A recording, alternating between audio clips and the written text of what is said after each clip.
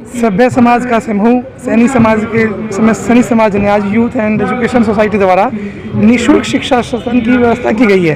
बड़ा उत्तम कार्य है और बिना शिक्षा के हम मूर्ख की तरह हैं। कहा भी गया है विद्याहीनम गद्रव कि विद्या के हीन के बिना गधा है। लेकिन आज की जो शिक्षा है बड़ी उत्तम क्वालिटी शिक्षा हो गई है। आज हर कहीं ना कहीं हमें स्थापित होने के लिए अपने आप को दिखाना पड़ेगा और उस अपने को स्थापित करना पड़ेगा। और स्थापित करने के लिए शिक्षा बहुत जरूरी है। आप शिक्षा अपने लिए नहीं अध्ययन करते, वो औरों के लिए अध्ययन करते हैं, सेवा के लिए। शिक्षा का प्रथम कर्तव्य यही है कि सेवा परमो धर्मा।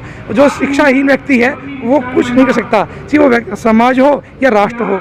शिक्षा सर्वप्रथम है। तो वैसे ही आज एक अच्छा सभ्य समाज सैनिक समाज ने एक ऐसा अद्भुत कार्य प्रारंभ किया कि एक शिक्षा इसे देखकर अवलोकन कर कि हर व्यक्ति आए और ऐसा कार्य करे ताकि समाज के आने वाले युवा संख्या बल पर ध्यान दे, अपने विद्या बल पर ध्यान दे। जिसका बल अधिक होगा वही विजय प्राप्त करेगा। आज आप आज यूथ एजुकेशन सोसाइटी यस के द्वारा आज बच्चों को जो HSSC के एग्ज़ाम और SSC के एग्ज़ाम, पुलिस के एग्ज़ाम, आर्मी के एग्ज़ाम, उन सब बच्चों को यहाँ पर कोचिंग दी जाएगी। ये देवेंद्र भाई और उनकी पूरी टीम ने आज यहाँ पर इस संस्थान का ये शुभारंभ कर रहे हैं। तो इसके लिए मैं इनको बहुत बहुत बधाई देता हूँ। और बच्चों को जो गरीब परिवार के बच्चे हैं जिनको यहाँ नज़दीक में ही इस प्रकार की शिक्षा मिलेगी ताकि वो भी अपने कैरियर को आगे बना सकें, आगे बढ़ सकें, उसके लिए बहुत ही मैं धन्यवाद करना चाहूँगा देवेंद्र जी और उनकी टीम का कि उन्होंने यस जो इंस्टीट्यूट है यहाँ पर जो ये खोला है उसके लिए बच्चों को बहुत लाभ मिलेगा। इनको बहुत बहुत बधाई।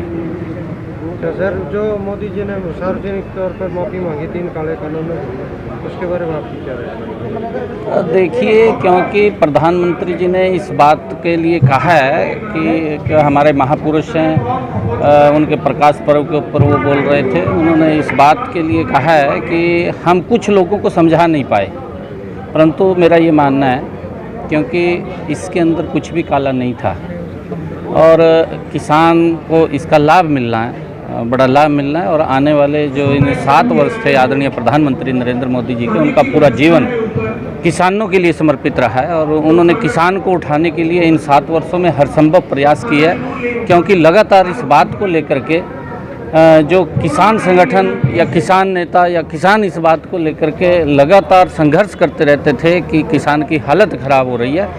आदरणीय प्रधानमंत्री जी ने चाहे किसी भी रूप में इन 7 वर्षों के अंदर बहुत सारी योजनाओं के माध्यम से किसान को लगातार मजबूत करने का काम किया, चाहे MSP बढ़ा करके और चाहे किसान को सीधा प्रधानमंत्री किसान सम्मान निधि दे करके, चाहे प्रधानमंत्री फसल बीमा योजना के माध्यम से किसान को सुरक्षित करने का काम किया है लगातार, चाहे प्रधानमंत्री कृषि सिंचाई योजना उसके माध्यम से, चाहे खेतों के अंदर किसान के खेत का सॉइल हेल्थ चेक करके उसके अंदर कम उसका खर्चा हो उसको लेकर के, चाहे नीम कोटेड यूरिया बना करके, ताकि किसानों को हर संभव लगातार मजबूत करने का काम इस सरकार ने किया और सरकार लगातार उसके अंदर काम कर रही है। किसान फिर भी बॉर्डर से नहीं उठ रहे।